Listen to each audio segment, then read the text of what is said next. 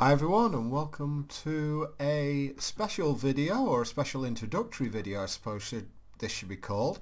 This is Star Trek Adversaries. Yet another attempt to recreate a Star Trek trading card game, except this time it is a collectible card game, not a trading card game, and it is completely different to the Star Trek TCG you guys might be used to. This game is currently in early access, and therefore do not expect this to be the smooth and perfect vision that it could be at the end of all things, assuming this goes well. It is currently with Steam in order to be put onto their store full time, but it's currently not available there. You still have to download it directly from the publisher.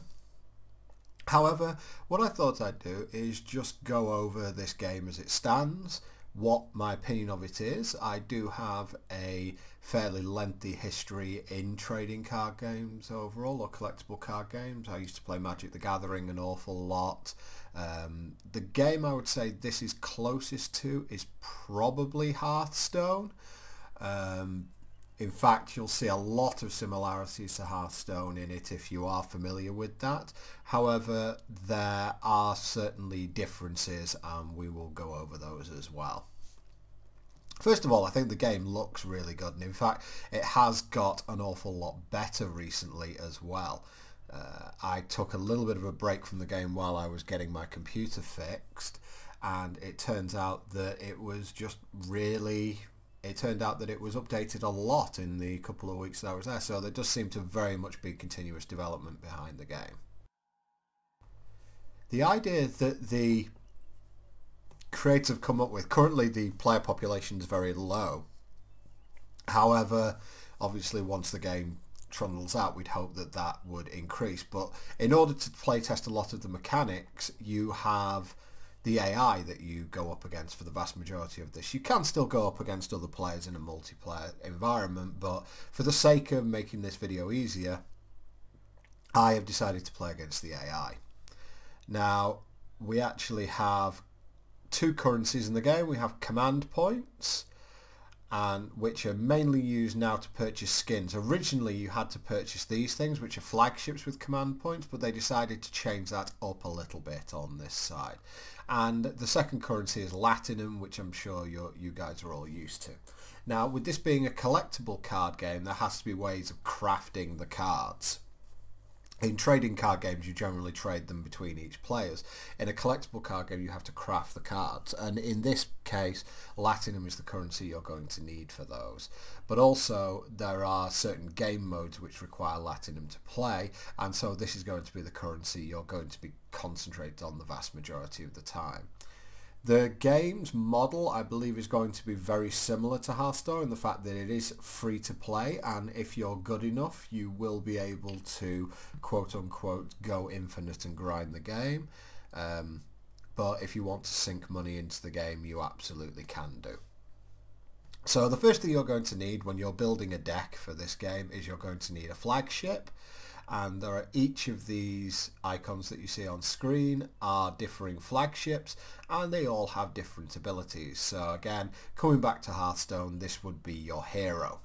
However, it works completely differently to Hearthstone, and I'll show you that once we get into a game. You'll see there are two abilities for each ship. For my Defiant class ship that I have here, we have its normal special, which is to disable an enemy ship, and then its ultimate ability, which is to disable 3 enemy ships at random. Again, we'll go into the mechanics a little bit more when we look into the cards. So what I can do from here, I've selected a flagship, and you can purchase each and any flagship that you want to with your currencies. I could unlock all of them here, to tell you the truth. There's no reason to potentially not to. However, what you can do, or sorry, what each flagship has as well, they're both Federation and Klingon, although some of these I think are Romulan as well. What you can do is you also have core cards. Now, when you use a special ability, the game will give you a choice of it will give you a choice of 3 of these 8 cards, and you're allowed to choose one of them. You start off, rarity wise, you have uncommon, rare, epic and legendary, and the drop rates are adjusted in terms of each rarity, so these are going to drop a lot less often than these will. So when you use your special, 3 of these pop up and you get to choose 1. When you use your ultimate, you are given just 3 of these at random, so you're given all 3 of them rather than just the 1. So obviously there is incentive to use your ultimate ability if you possibly can.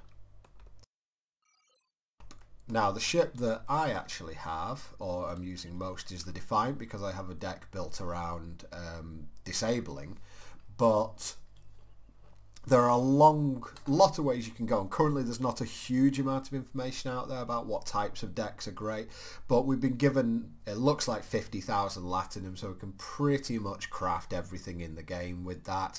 There will be a reset when the game exits early access, but for now they're just trying to test absolutely everything, and they have changed a lot of the cards around. So for mine, you'll notice that the deck will be based around disable. So if you look at the core cards that we have here, they're mainly based around disable. You've got the common ones, such as disabling strike, dealing 3 damage to a disabled ship.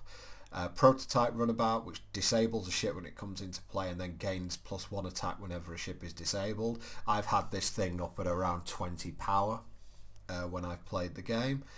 All the way up to the legendary ones, where I think this one's particularly poor, to tell you the truth. It deals 2 damage to the enemy flagship for each disabled ship under their control. You'd need them to have a fully disabled board for that to be very good. And of course you've got the Venture, which is a 6/5 with Guardian, which means it must be attacked, and then at the end of your turn it gets +2/+2 if your opponent controls any disabled ship. So this can get out of control very quickly. Because the thing is, if you get to select this card from using your ability, your opponent is guaranteed to have a disabled ship in play. So you drop this, it's already an 8/7, and then you just have to keep the loop going if you potentially can. So the idea of the game, as with all trading card games, is to reduce your opponent's health total to 0. So let's have a look at the decks that we have and some of the cards that we have available, because I haven't played this game in some time and I can actually sense that there are some cards I will probably want to add to my deck. So we're looking at the deck here. This is the normal deck interface that we have, and very similar to Hearthstone, it's 30 card decks and you are limited to 2 of any one card except named cards and crew members. Now we'll come around to that in a little bit. But if a card has a generic name, like for example this, it's a Type 7 shuttlecraft, or a Type 15 shuttlepod as it were, you are allowed to put 2 of those in your deck because they are generic. There are 3 factions. There are Federation, who have this blue hue around them. There are Neutral, which has this grey hue and can be played in any deck whatsoever. You can play this in a Federation or Klingon aligned deck, and there's also Klingon cards which have a red hue around them, which are only playable in Klingon decks. So you have to make a little bit of a sacrifice one way or the other. And there's different mechanics which go with each of the factions, and there's an awful lot to play through, but I would be here forever if I tried to go through them all, and therefore I think it's worthwhile that we just explore what we can do at the moment. The other types of ship you can have are ones which actually have a name. So they'll have a name and a registration number or something along those lines. So for example, USS Intrepid here, 3/4/4, and if you retreat it disables 1 random opponent ship and summons 2 Type 6 shuttles. Now, retreat again, another mechanic. That one is very different to Hearthstone, and again we will certainly come into that because there are an awful lot of very interesting mechanics based around that. So you can see the card, this is currently looking at the cards I have available. We do actually have an interesting effect. I'll just show you this one. That you can actually see, you can see how the card's shining and moving. This is basically the equivalent, I suppose, of hollow foiling. In Hearthstone it would be golden. The reason is that every card has a star rating down at the bottom, and if you open duplicates of a card that you already own, you will get a star rating down at the bottom, and once you fill the star you will get this maximum, you'll get this holofoil effect, and every card that you open once you've reached this maximum evolution will be converted into Latinum at a pretty low rate, I have to say. I think it's at like 1 to 4. It's either 1 to 4 or 1 to 8. It's at a pretty low rate. Now, I've got to admit that initially I was not a huge fan of this because, for example, I'll show you this ship, the USS Defiant, which is legendary. Now, this actually has 5 stars down at the bottom to upgrade it all the way. And if you upgrade, that means that I have to open 4 copies of a legendary card to get this up to holofoiling, which really, in terms of the PvP game, has no effect whatsoever. And then I'll start getting back. I initially thought I would get, what, 200 Latinum, 400 Latinum for it? It doesn't quite work that way. The developers have thought about this. For ships that are at different rarities, let's bring up an Epic, for example. If, for a ship at this rarity, you still go through, you have to open 4 copies, and then on the 5th copy you'll get, I believe, 100 Latinum. It'll just disappear and you'll get 100 Latinum instead. Now, for legendaries, that's different. Instead of on the 6th one, you'll fill it up for 5 no, but on the 6th one, instead of getting a Latinum amount, you will actually get one of these tokens. These tokens can be opened in booster packs, and I believe they can be rewards, but I'm not too sure at this point. And that is a token that will allow you to craft any legendary card that you wish. So in fact, even if you had opened 4 legendaries and they'd all instantaneously disenchanted for 400 Latinum, you'd be no better off than in the current system. So while I think there may still be a little bit of room for improvement, the developers have at least acknowledged that, let's face it, a lot about these collectible card games is opening booster packs and getting powerful cards. Everyone loves opening booster packs. I know we have our debates currently in the community about lock boxes, etc., but collectible card games are built around this mechanic. So and the whole idea of opening a legendary which has no value is really, really sort of anti how you want people to be opening the game. And in reality, it is true. If I were to open number 2, 3, 4 and 5 of this, they have 0 value whatsoever, and that's really, I would personally like to maybe see like a token amount of Latin, not the full 400, especially if they're going to give you a token at the end once you've done this. But how often are you going to open a exact copy of this, or am I going to have to, am I going to use 8,000 Latinum to craft it multiple times so that it goes up? One thing that developers have said is that what will happen, or is bound to happen at some point, is that, or what their aim is that the higher star rating your ship is, it will actually gain bonuses during the PvE part of the game. So, because there is going to be a more dedicated PvE mode than what they have currently. And if that's the case, then there is some value to your legendary cards going up. Okay, I can definitely see where they're coming from on this side. So that's just to give you a little bit of an idea of the crafting system. But this isn't all the cards that we have available. Oh no. Let's hit that replicator button and now you can see what we have available fully. So this is literally, this will be everything. Now you'll be able to see the cards I don't have because they've got this nice shiny view behind them. So you can see here that I don't have a lot of the cards, but I haven't decided what decks I want to craft yet. And to be honest, this whole 50,000 Latinum bomb that we got hit with, that really only came about a few weeks ago, probably when my computer was in the store being fixed. So, there's a lot for me to catch up on, but at the moment I wanted you guys to see what was going on. I also wanted to show some legendary stuff off because everyone's in this game. You always want to open an Enterprise, right? Everyone wants to open an Enterprise. So, but you can get, the Enterprise might be legendary. This is good old 1701. It can attack the turn it comes into play, it buffs your other ship, all sorts of good stuff, although it does blow up very easily for the flagship.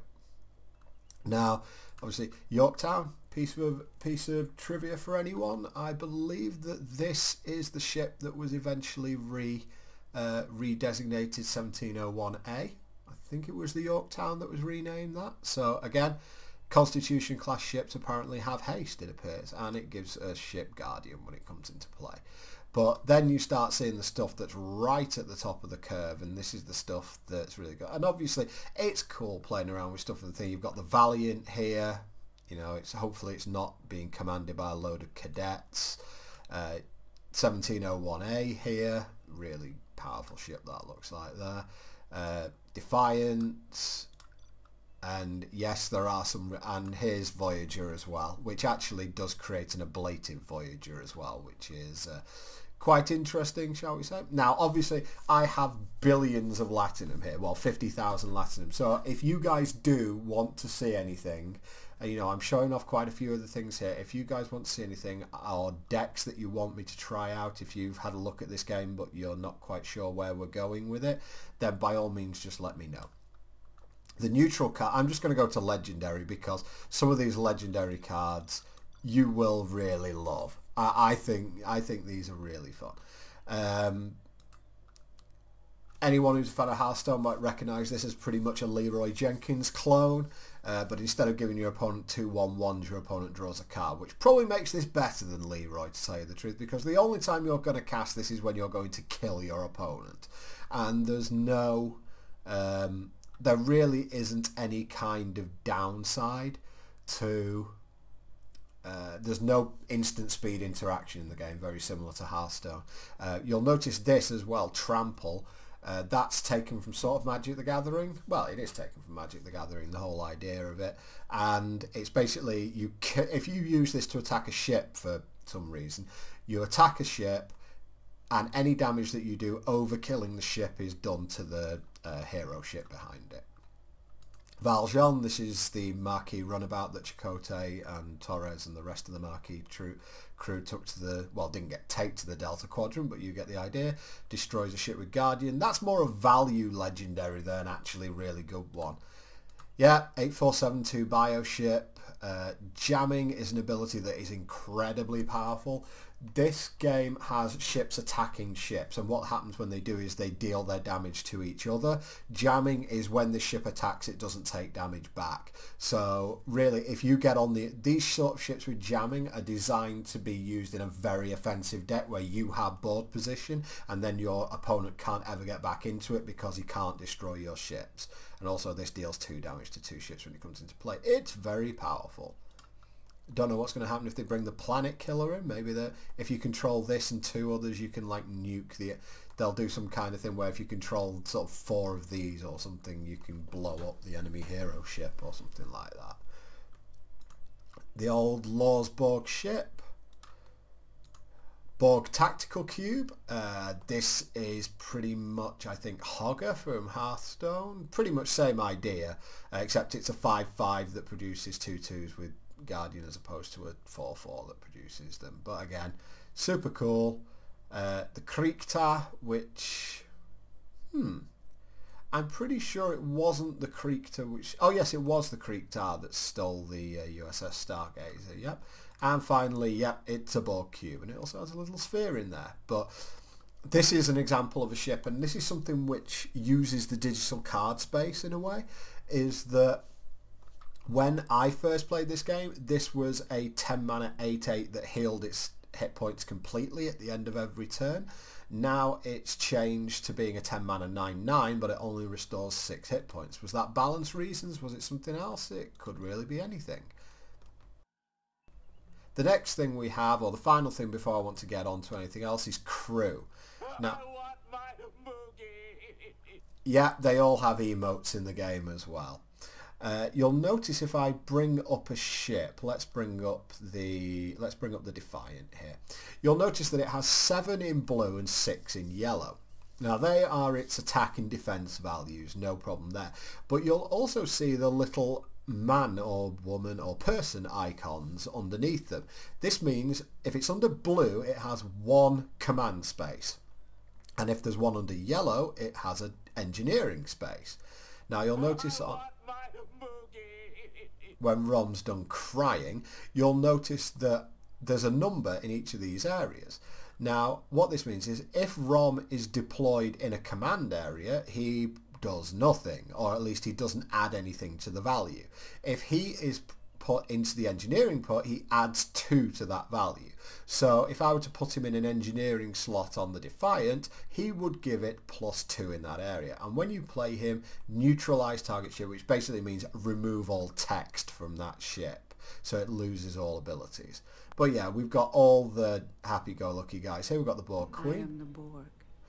Garrick. I love the way they've worded Garrick as well. Convince target enemy ship to return to its owner's hand. Plain, simple Garrick.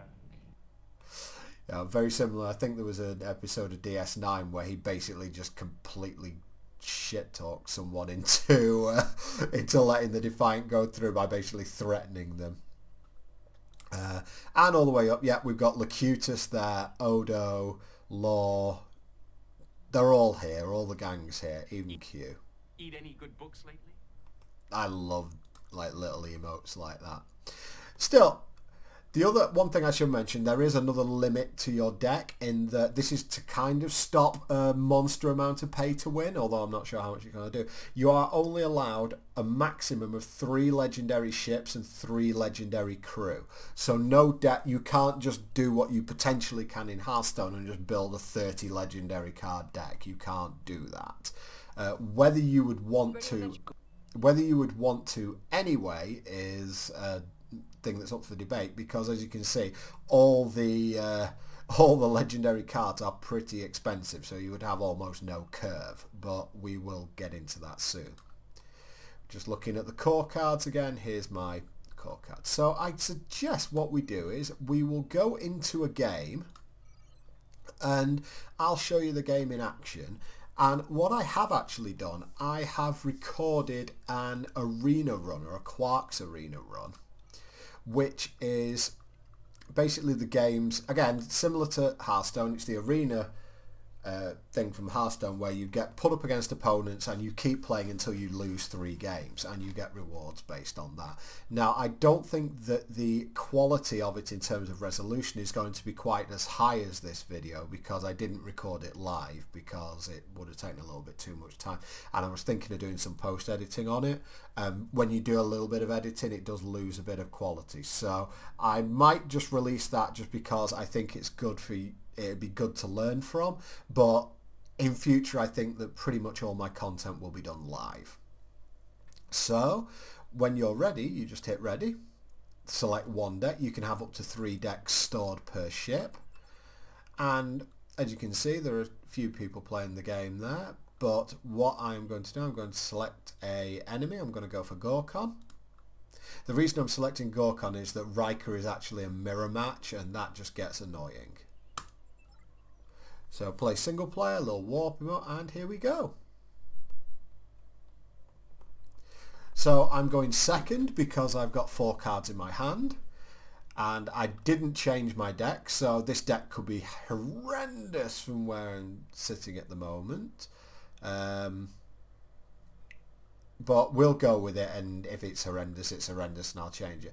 This looks like a decent curve, and it will allow me to show off a few things, so I'm going to keep this. If you're going second, similar how in Hearthstone you get the coin, in this game you get the dilithium upgrade, which gives you 1 energy and 5 auxiliary power. So in terms of something that's new from someone who's familiar with Hearthstone, let's start with auxiliary power. There are actually 3 main resources in the game. First is your health total, which is down here. Second of all is your auxiliary power. Now your auxiliary power is how you, so your auxiliary power is here, I was like, your auxiliary power is how you activate your special and ultimate abilities. Now this refills at a rate of 5 per turn.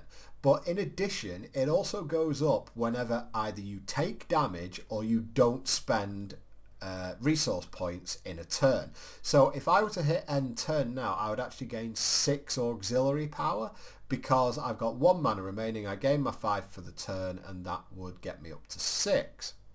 Now in this position I don't want to use the coin because it wouldn't be, sorry, the dilithium upgrade, because it's not a good use of it, I don't think. But what I'm going to do is play this Type 6 shuttlecraft.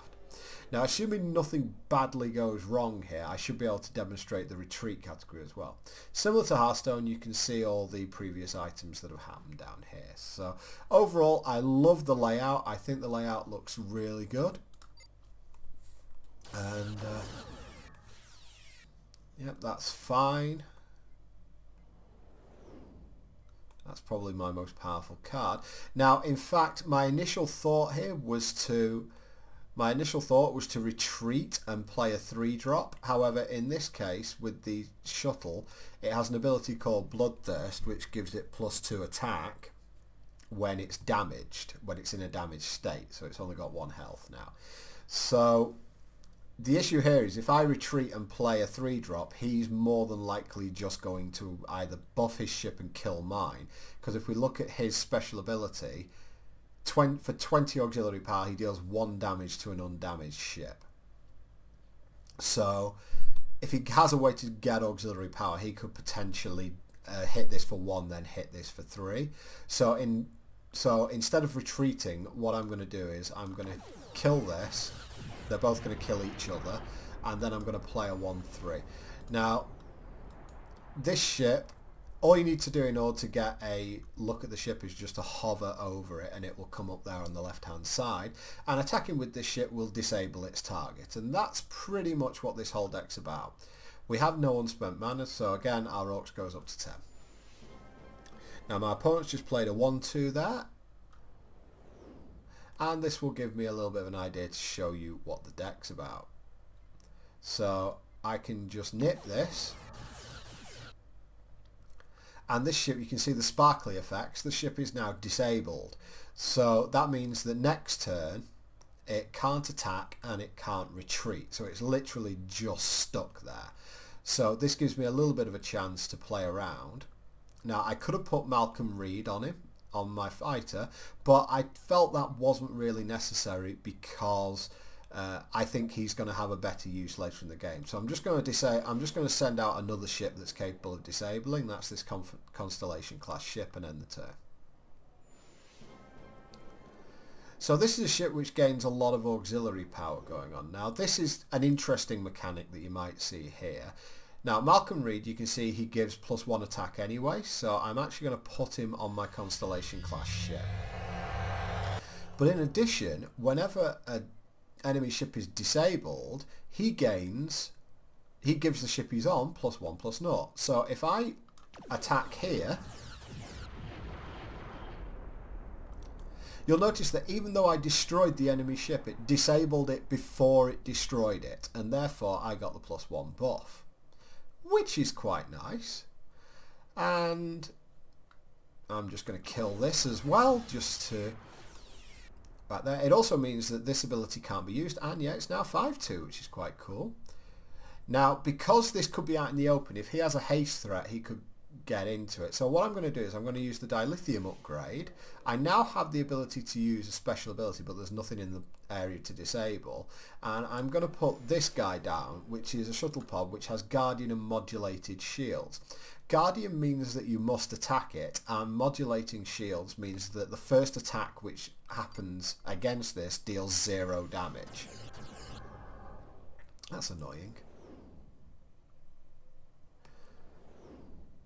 So it does 0 damage. So we are actually, I think we're in a good position here. Now I can't disable this ship because this ship has a cloaking device. When a ship has a cloaking device, it's very similar to stealth from Hearthstone, except when this ship attacks it comes out of cloak, or it comes out of stealth. But if it takes no action during its turn, it will actually recloak and go back into stealth. So it's one of those things. If you can set up ships with cloak and ships with Guardian, for example, you can potentially just have this ship sitting in wait in cloak, attack, defend it with a Guardian, and then let it go back into cloak and maybe either heal it or rebuild it. You've got a lot of options. But I don't have too many on this turn because I can't use the special. So what I'm going to do is just use this to draw a card. That's an interesting card. There's not really too much I can do with it at the moment. So because of that, I'm actually just going to attack my opponent's face here. Now, by doing that, you'll notice his auxiliary power went up to 19. Now, I could use the shuttle pod to attack face as well, but that would actually give him the ability to use his ability one turn before he normally would. So because of that, I don't think it's worth that just to get a little bit of chip damage in. So I'm going to end turn. We have a fighting balance. Now this is going to be awkward because this guy now has an ability called jamming. Because he's damaged, he has an ability called jamming. So what we've already spoken about jamming with the Species 8472 bioship. It takes no damage when attacking, and that is seriously powerful. So again, I've not got too much I can do here. I've drawn a lot of sort of utility cards which haven't done me too well. So I'm going to draw another card here. That is a really good draw. So what I'm going to do here, I have the mana to play. Actually, I have the mana to play, otherwise I would have retreated. But what I'm going to do I want to... He's going to have his ability so he can shoot this and then he can take this out. So I think that's a little bit too much. And because this ability doesn't target, it does actually disable that ship. So now I'm actually in pretty good shape. So I'm going to just smack my opponent in the face for a bit now. Because I can't stop him having his auxiliary ability anyway.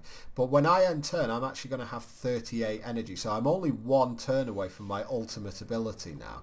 And if I hit my ultimate ability, this guy's going to go nuts. Okay.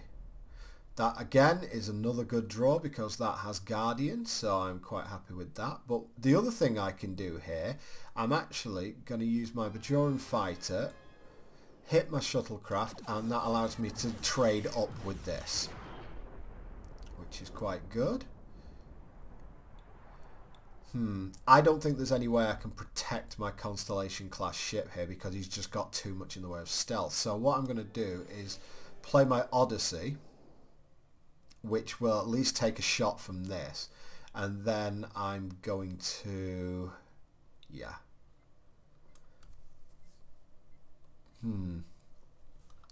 this isn't I don't think this is going to end too well, but unfortunately my draws haven't been stellar, and I'm going to have to lean on my ultimate ability here, I think.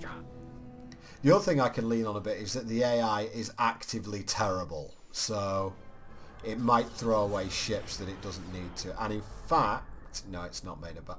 It has made a bad play. Wow, it would really make that play? I'm not going to complain. Hit the ultimate ability.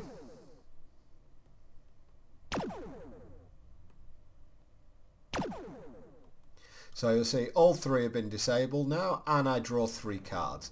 And in fact, draw a card for each disabled enemy ship. I will draw 3 more cards.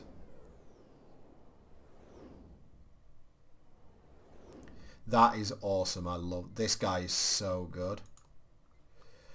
Right. So now I've had a refill. I'm actually going to use my worst ships, as it were. I'm going to use them to take out this ship because that ship is very, very dangerous. So what I'm looking for now is some way to try and lock up the board. So I'm going to put out a few more things that are good for disabling. And in fact, I made a bit of a boob there. I'm going to put row in here because that'll deal 4 damage to the enemy capital ship because it's got to... So I actually had lethal there and missed it, and this is one of the things where you have to be very, very... You know, you have to be a little bit meticulous with your plays. If I'd have played this first and put row in play, he would have had 3 disabled ships in play, which would have put him on 9, and this attack with the Constellation class starship is lethal. So there you go, miss lethal straight up, but I still don't think we're in too much trouble because these 2 ships can't do anything next turn, so straight for the face. So he's now on 2, and I think I'm just going to shove this out there just because it's an efficient use of my mana. We're all with you, sir. See, that could have been real trouble for me if I'd have left that alone. We sacrifice next. But that's going to be it for this. So his ships are cloaked, so unfortunately I can't do anything. But let no one say I'm not vindictive. Go on, Benji. Fortune favors the bold.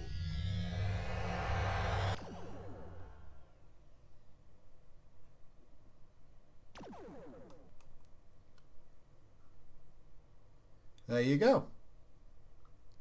Let's have a look at Benji. He's supposed to be +1, but I'm sure he +2s constant. I'm sure, absolutely positive he +2s when he comes into play. But either way, it doesn't matter. We're one step off, and we'll let the hero of the hour do it. So that is Star Trek, at least an introduction to Star Trek Adversaries. And obviously I was playing against an easy AI there. The game wasn't particularly challenging, but you do come across some pretty hefty opponents in the game, and next time out I will show off an arena where I think you might get quite a kick out of it, because it was an awful lot of fun. What I'll probably do is cut it down into highlights, because otherwise it'll be a little bit long. But that's it for me today, guys, and thank you very much for watching, and best of luck to the Star Trek Adversaries team, because there's definitely a good foundation here, definitely a good foundation of the game, and obviously Trek Universe is ripe for a lot of development. So until next time, guys, this is Boomer, and I'll see you next time. Thanks very much.